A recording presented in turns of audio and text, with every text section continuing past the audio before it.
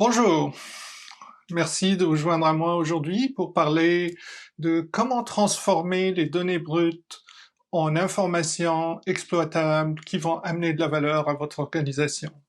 Mon nom est Hussein Benhammer, je suis architecte de solutions chez AWS et je suis basé à Montréal. Quand on parle et on discute avec nos clients de données en général et d'analytiques en particulier, il y a des aspects qui ressortent souvent, puis qu'on a des constats qu'on peut résumer ainsi. Donc, au niveau des données en tant que telles, ce qu'on remarque chez nos clients, c'est que ces données-là continuent de croître de façon exponentielle depuis quelques années, puis on voit pas une fin à cette croissance-là. Ça va continuer encore de croître exponentiellement dans les prochaines années et encore plus longtemps. Ces données proviennent de plusieurs sources, donc de nouvelles sources différentes, et ils sont très diversifiés. Donc on constate par exemple l'Internet des objets, où on récupère des données de capteurs, d'appareils ou qui détectent la température ou des choses comme ça, que ce soit dans les bureaux ou dans des industries. Et les données eux-mêmes, ils sont de plus en plus diversifiés. Donc, on regarde, il y a des vidéos, il y a des images, il y a des documents non structurés, etc. De l'autre côté, au niveau de la consommation de ces données-là, on remarque que les utilisateurs de ces données sont aussi beaucoup plus nombreux. Donc, c'est plus limité vraiment aux experts, aux analystes de données, mais ça se démocratise de plus en plus et l'accès à ces données-là se démocratise pour plusieurs types d'utilisateurs. Et les applications aussi qui consomment ces données-là pour ajouter de la valeur ou générer de la valeur à ces entreprises, ces organisations-là, sont de plus en plus nombreux aussi.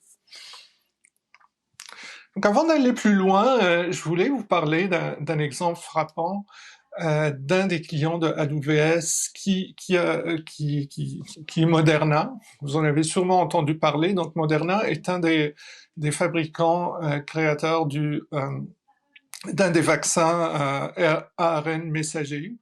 Cette compagnie-là, donc, quand il y a eu la pandémie, il y a un an et demi maintenant presque, ils ont eu ce défi-là, cet énorme défi sans précédent de développer et de concevoir un nouveau vaccin le plus rapidement possible. Donc, avec l'aide justement des outils d'analytique et des services d'analytique d'AWS, ils étaient capables de bâtir une solution qui permet de concevoir des vaccins et de faire de l'analytique sur les données de simulation virtuelle de ces candidats de vaccins sur lesquels ils travaillaient. Et en même temps, il était capable de fournir des données aux scientifiques sous forme de rapports ou de graphiques, etc., qui permettaient aux scientifiques d'itérer plus rapidement, donc selon les résultats des simulations, etc., pour arriver à la fin de plus rapidement choisir des candidats pour les essais cliniques pour le vaccin. Donc c'est un bel exemple de ce qu'on voit maintenant avec le besoin des entreprises ou des organisations, le besoin d'agilité, d'être rapide, de bouger rapidement, de grandir rapidement, de se mettre à l'échelle rapidement pour faire de l'analytique. Et justement, quand on regarde, par exemple, juste pour les types d'utilisateurs, tu sais, il y a quelque temps, quand on parlait de données, c'était vraiment les spécialistes qui s'intéressaient à ça. Aujourd'hui, les rôles au sein des entreprises, des organisations sont tellement divers. Tous ces gens-là sont impliqués dans l'analytique. Donc, on a encore les concepteurs, ceux qui font l'ingénierie de données, la conception de solutions, etc. Mais on a aussi, évidemment, les analystes, les scientifiques de données et les spécialistes. Et on a aussi beaucoup de consommateurs, donc soit les gens d'affaires, le marketing, les gestionnaires, les directeurs, etc., qui s'intéressent aux résultats de cette analytique-là pour les aider à mieux prendre les décisions au sein des entreprises. Pour ce qui est des cas d'utilisation de l'analytique, les cas d'utilisation sont tellement vastes, on le remarque chez nos clients, il y a tout, il y a beaucoup de cas où l'analyse de données, l'analytique peut être appliquée. Mais globalement, ce qu'on voit, si on peut résumer ça, il y a beaucoup de nos clients qui essayent soit de moderniser des entrepôts de données, des vieux entrepôts de données qui arrivent plus à grandir, ou soit qui, par exemple, ils veulent faire de l'analyse de mégadonnées, donc ce qu'on appelle le big data, soit de plus en plus on voit le besoin de faire de l'analytique en temps réel, donc de données qui rentrent en temps réel, puis on veut réagir en temps réel par rapport à ces données-là, ou les analyser en temps réel. Il y a aussi l'aspect libre-service qui est de plus en plus demandé. Donc, évidemment, puisqu'il y a de plus en plus d'utilisateurs qui ont besoin d'accéder ou qui veulent accéder aux données, les organisations veulent leur donner la capacité en mode libre-service d'accéder à ces données-là. Donc tous ces besoins-là, si vous voyez, ça a amené dans les dernières années les entreprises à essayer de bâtir leurs solutions d'analytique ou d'entrepôt de données. Et ce qui est arrivé, c'est que on l'a remarqué chez beaucoup d'organisations, c'est que ils ont commencé à bâtir, mais selon un besoin bien précis. Donc, tu as une ligne d'affaires ou une division d'une grande entreprise qui va bâtir sa propre infrastructure, sa propre solution pour analyser les données dans le but de fournir un résultat bien précis pour un cas bien précis. Et de l'autre côté, tu as une autre division ou une autre ligne d'affaires qui va faire la même chose, mais pour d'autres types de données.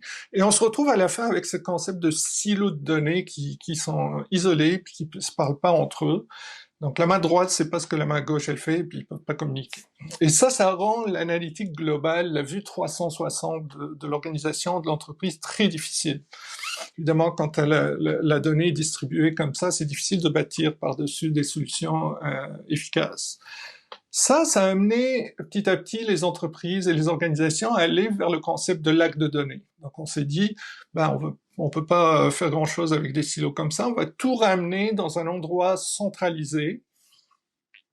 Et on va mettre toutes les informations dans un format ouvert, on va centraliser le catalogue de données, puis comme ça, on sera capable d'ajouter des services par-dessus pour faire, par exemple, de l'analytique avancée, pour appliquer des modèles d'apprentissage automatique ou utiliser des entrepôts de données pour faire des rapports, etc. Donc, si on le voit de plus près, c'est ça où beaucoup de nos clients se dirigent, où ils sont déjà là. Donc, c'est vraiment de centraliser la donnée dans un lac, puis de bâtir autour de ce lac-là, ou de venir greffer autour du lac un certain nombre de services aux besoins, des services spécifiques qui vont aider à analyser ces données-là. Ce qu'on remarque aussi, c'est que la donnée dans un écosystème comme ça, ou dans une architecture comme ça, dans une vue comme ça, la donnée, elle est pas statique, elle bouge, et elle bouge souvent à trois niveaux. Donc le premier, c'est de l'intérieur vers l'extérieur. Donc à partir du lac de données, la donnée va bouger ou va être transférée, par exemple, dans un entrepôt de données pour pouvoir faire des rapports bien spécifiques ou des rapports journaliers qui sont envoyés aux décideurs de l'entreprise. Donc à partir du lac, tu envoies la donnée à un entrepôt, puis tu appliques certains traitements là-dessus. L'autre niveau, c'est l'inverse. Donc, ça va de l'extérieur vers l'intérieur. Puis dans ce cas-là, on peut prendre le cas, par exemple, où on a des données, par exemple, historiques sur les commandes sur un site de commerce électronique. Puis toutes ces données-là sont principalement stockées dans un entrepôt de données. Mais on a eu l'idée de dire, pourquoi on fait pas un moteur de recommandation basé sur toute cette historique de commandes qu'on a. Donc, pour pouvoir faire ça, ce qu'on fait, c'est qu'on prend les données de l'entrepôt, ou une partie de ces données-là, on les transfère dans le lac, donc de l'extérieur vers l'intérieur, puis une fois qu'ils sont dans le lac, on peut alors appliquer des modèles d'apprentissage automatique dessus pour générer ce moteur de recommandation-là, par exemple. Puis le troisième volet, ou le troisième circuit, si vous voulez, de données, c'est le circuit autour du périmètre. Puis là, la donnée, elle a plus besoin, ou elle n'a pas besoin de transférer par le lac.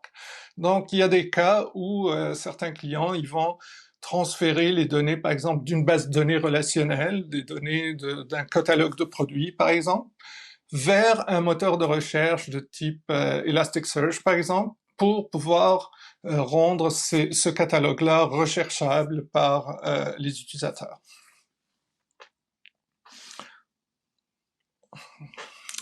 Donc, vous voyez, tout cet écosystème-là, ou cette architecture-là, on l'appelle l'architecture de maison près du lac. Donc, vous le voyez, si vous voulez, la métaphore, c'est que c'est comme si un lac central, avec des maisons construites autour du lac.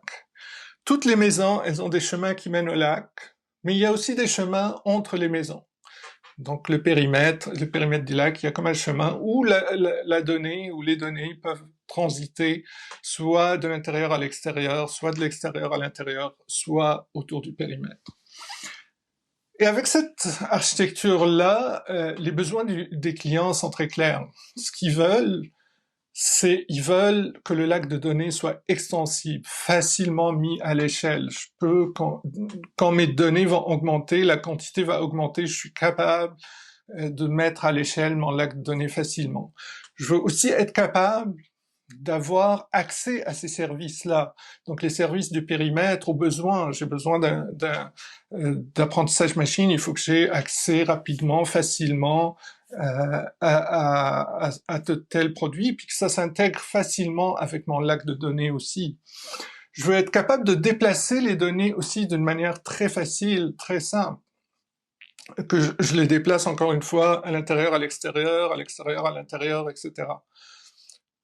Et surtout, très important, je veux avoir une gouvernance unifiée, je veux avoir une maîtrise centralisée sur la gestion de ma sécurité, de mes audits, de mes accès, de mes contrôles sur les données qui sont maintenant dans un lac, mais ils sont aussi dans différents autres services. Et finalement, encore très important pour nos clients, c'est je veux que ça soit performant et je veux que ça soit rentable. Je veux pas que ça me coûte trop cher, mais je veux que ça soit vraiment performant. Et donc, cette architecture de maison près du lac sur AWS, ça se traduit par un ensemble de produits qui sont disponibles sur AWS et que beaucoup de nos clients utilisent. Puis ça commence toujours par S3 ou Amazon S3 ou Amazon S3 si vous voulez. Donc S3, c'est ce qui permet, ou ce que la majorité, c'est la meilleure place, en fait, la place idéale pour un lac de données. C'est là qu'on va stocker nos données. Puis je vais après parler un peu plus en détail de S3 et des autres services, certains autres services que nos clients utilisent dans une telle architecture. Donc au niveau du lac, comme j'ai dit, donc S3 c'est vraiment le service idéal pour un lac. Je veux juste dire quelques mots sur Athena qui vient se greffer par-dessus de S3 et qui permet justement de faire ou d'exécuter des requêtes ou de rouler des requêtes SQL sur des données qui sont stockées dans S3. Donc, c'est très intéressant parce que si tu as des données, par exemple, en format CSV ou autre, je suis capable d'aller les interroger par du SQL classique en utilisant un moteur de SQL comme Athena. Donc S3, pourquoi c'est un choix, le choix naturel ou le choix idéal pour un lac de données? C'est surtout pour la durabilité. Donc on parle de 11,9 après la virgule en termes de durabilité. Les données sont disponibles. Il est facilement extensible. Donc on parle, qu'importe la quantité de données que vous voulez y mettre, on parle de pétabytes, de hexabytes de données. On a des contrôles, on peut contrôler le cycle de vie des données qui sont là-dedans, on peut faire de l'archivage, donc je vous invite à aller voir les capacités de S3 plus en détail, c'est vraiment intéressant. Et d'ailleurs, c'est ce qui fait que On a des dizaines aujourd'hui chez AWS, on a des dizaines de clients qui utilisent S3 pour le stockage ou comme outil qui leur permet de créer des lacs de données. Donc, et vous voyez là-dedans, il y a des compagnies que vous connaissez sûrement comme Netflix, Airbnb, il y a des compagnies de jeux comme Electronic Arts, Epic, des institutions financières comme Capital One. Donc, c'est donc différentes industries, différents secteurs qui utilisent cette technologie-là pour des besoins différents. Mais l'idée de base est semblable un peu partout. Donc, donc on a parlé un peu du lac. Maintenant, au niveau des services qui sont autour, il y en a beaucoup. Là, le schéma ne montre pas tout, mais c'est juste des exemples. Mais je vais juste mettre le focus un peu plus sur deux de ces services-là. Le premier, c'est Amazon EMR. Donc, EMR, c'est le service de mégadonnées ou big data, si vous voulez, de AWS. Et ce service-là, il supporte les cadres de big data ou de mégadonnées courants comme Spark, Hadoop, Presto, Hive, etc. Donc, mais l'avantage de EMR, évidemment, c'est que ça vous permet d'automatiser tout l'approvisionnement de votre infrastructure, de vos serveurs, d'avoir toujours les dernières versions qui sont à jour, ça vous permet aussi, surtout au niveau de l'élasticité. Donc, vous avez la flexibilité qu'offre l'info nuagique, qu'offre AWS, d'augmenter la capacité, diminuer la capacité au besoin quand vous en avez besoin, et de bénéficier des tarifs intéressants et de l'optimisation des coûts qu'offre AWS avec les instances de serveurs que vous pouvez réserver ou sur demande ou les instances qu'on appelle Spot aussi. L'autre service que je voulais parler, c'est Redshift. Donc Redshift, c'est le service de entrepôt de données de AWS. Donc ça permet d'intégrer, il s'intègre facilement à un lac de données. Il va être capable de analyser tout type de données avec une performance, une grande performance d'analyse et un tarif très intéressant au niveau des coûts. Vous pouvez Amazon Redshift est 50% moins dispendieux que d'autres solutions d'entreposage de données nuagiques. On va regarder maintenant au niveau du déplacement du données. Donc, au niveau des déplacements du données, que ce soit encore une fois de l'intérieur vers l'extérieur, à l'extérieur vers l'intérieur, ce que nos clients y cherchent, c'est des outils qui leur permettent de faciliter l'extraction, transformation et chargement. Donc, tous les processus qu'on appelle ETL, simplifier et rendre ça disponible facilement pour eux. Des outils visuels qui leur permettent de manipuler, de préparer les données et de reproduire aussi les données. Ils veulent être capables de transférer les données, donc comme on a dit, d'une base de données vers un lac ou d'un lac vers une base de données. Et il va avoir cette possibilité de exécuter des requêtes fédérées. Donc, de plus en plus que la donnée ou les données vont se retrouver dans des bases de données différentes, dans le lac, dans des entrepôts, la possibilité de créer et d'exécuter des requêtes fédérées est importante pour nos clients. Donc, un des outils, des services importants pour tout ce qui est transfert des données, ou le transfert fluide des données, c'est AWS Glue, qui est un service d'intégration de données. Donc, il permet justement de créer des extractions, transformations, chargements, des processus ETL, donc de préparer les données, de les intégrer. C'est un service qui demande pas de serveur, donc pas de serveur. Vous n'avez pas à gérer de capacité et tout ça. Ensuite, AWS Glue, il a ce qu'on appelle le AWS Glue Elastic Views. Et c'est une partie importante de Glue pour ceux qui sont intéressés à créer des vues matérialisées, donc les clients qui veulent avoir une vue matérialisée à partir de sources différentes. Donc ça peut être des bases de données différentes, et ça permet de faire des jointures sur des tables qui sont dans des bases de données différentes et de créer une vue matérialisée de ces données-là, puis de stocker cette vue-là dans une base de données cible, par exemple. Et Glue, ce qu'il fait, c'est que Elastic View, c'est lui qui s'occupe de synchroniser les données. Après, s'il y a un changement au niveau des sources de données, le changement va se répercuter sur la vue matérialisée. C'est Glue qui a cette lourde tâche de copier ces données-là et de les garder à jour.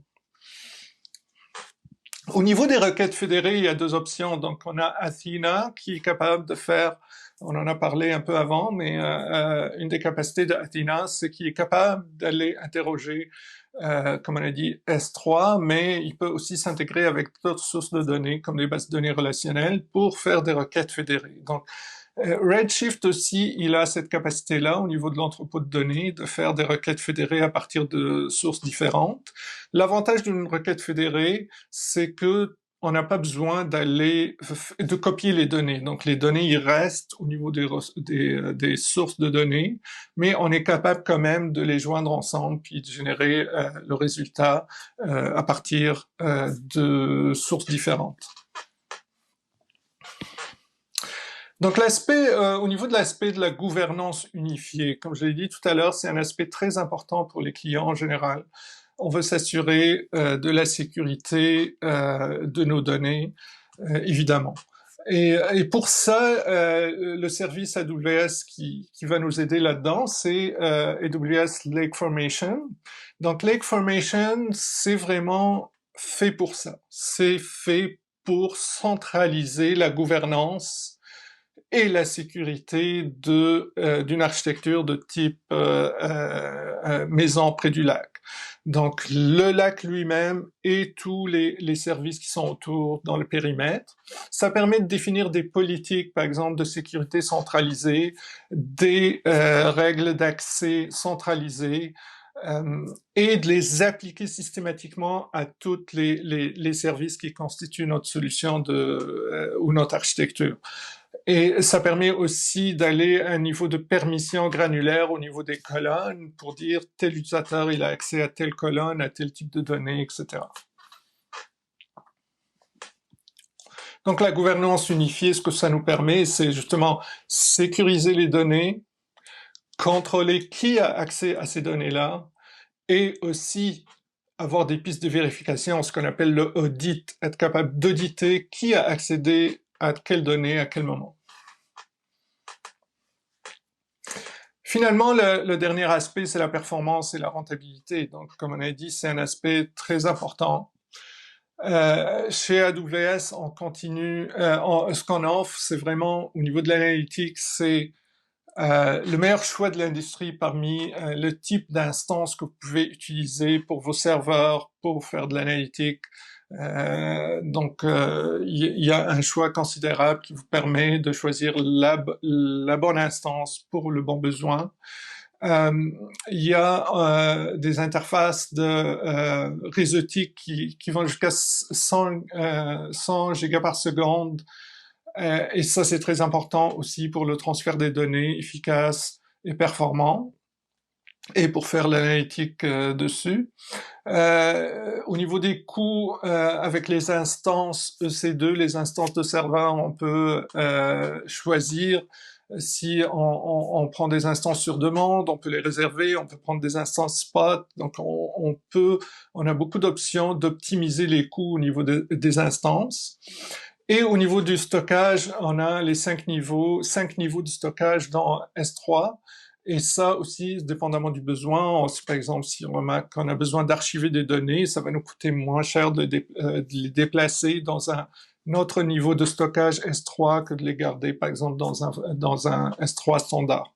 Donc, il y a beaucoup d'outils qui nous permettent, et d'offres et d'options qui nous permettent d'optimiser les coûts et la performance au niveau des services de AWS pour l'analytique. Et je vais pas aller dans les détails là-dedans, mais en gros, ce que ça voulait montrer, c'est que tous ces services dont on a parlé, EMR, Redshift, ou d'autres qu'on n'a pas parlé, comme Elasticsearch, S3, etc. Donc tout ça, c'est vraiment des services qui sont très performants et au niveau des coûts, ils sont très intéressants au niveau des coûts et au niveau des optimisations qu'on peut faire pour euh, améliorer la performance et diminuer les coûts de ces services-là. Finalement, une fois qu'on a mis en place donc tout ce lac, toute cette architecture de maison près du lac, ce qui peut être intéressant pour les clients, évidemment, c'est qu'on veut voir les résultats après, c'est qu'on veut voir des tableaux de bord, on veut voir des rapports, on veut envoyer ça à des décideurs dans l'entreprise pour pouvoir prendre les bonnes décisions. Et c'est ce que Amazon QuickSight nous amène. Donc Amazon QuickSight, c'est le service d'intelligence d'affaires ou de BI, si vous voulez, au sein des services AWS. Donc c'est un service sans serveur que vous pouvez utiliser donc sans avoir à vous soucier d'infrastructure ou quoi que ce soit. Et vous payez à l'usage, donc par utilisateur ou par session. Ça s'intègre avec plusieurs des autres services, donc des sources de données de AWS. Et ça utilise beaucoup des outils ou des techniques d'apprentissage automatique pour, par exemple, détecter des anomalies ou prévoir des anomalies dans vos données. Donc, il y a des outils intégrés avec QuickSight qui permettent de faire ça. Il y a une fonctionnalité dans QuickSight qui s'appelle QuickSight Queue. Elle est très intéressante pour les personnes qui ne sont pas des spécialistes forcément des données ou des analystes, mais qui veulent quand même être capables d'interroger des données. Donc tu peux poser des questions en langage naturel. Donc du type quels sont les produits les plus vendus le dernier mois dans le succursale de Montréal. Puis il va te sortir automatiquement, il va analyser la requête et te sortir un graphique qui te montre le résultat de la requête. Puis après, tu peux intégrer ce graphique-là dans des applications ou l'intégrer dans un tableau de bord ou dans un rapport.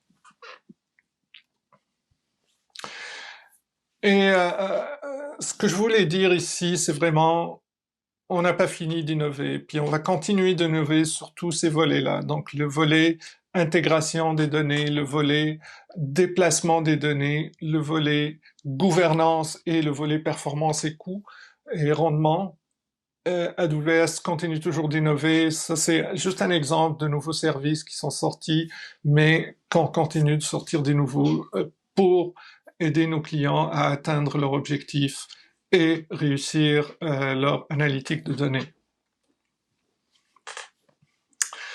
Donc, si vous êtes là, c'est que vous êtes intéressé par les données, par l'analytique. Moi, ce que je vous montre ici, c'est qu'on peut vous aider. On est là pour vous aider, que vous ayez une stratégie déjà en place ou non.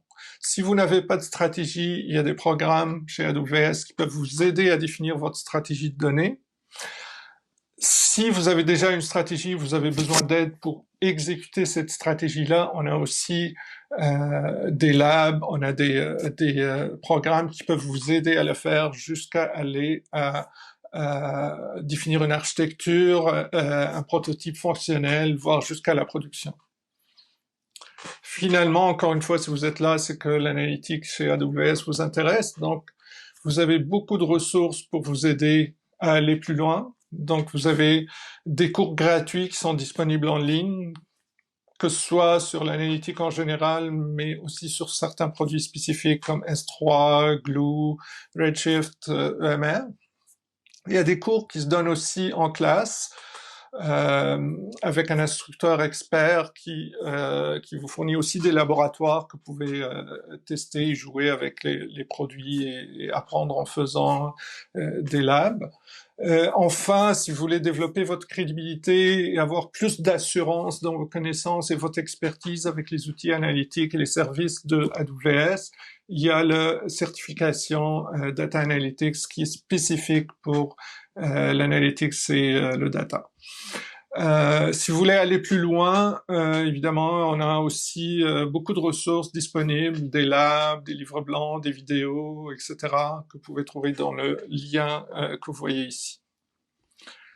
Voilà donc, merci. Encore une fois, mon nom c'est Hussein Benhammer. Voici mon adresse email. Si vous avez besoin de quoi que ce soit, vous avez des questions, des remarques, des commentaires, n'hésitez surtout pas à me contacter, ça me ferait plaisir de vous répondre. Et enfin, je vous invite à compléter le sondage sur cette séance. Ça nous aide beaucoup à améliorer le contenu de nos présentations et de nos vidéos. Ça m'aide personnellement et j'apprécierais beaucoup que vous remplissiez ce sondage. Merci beaucoup.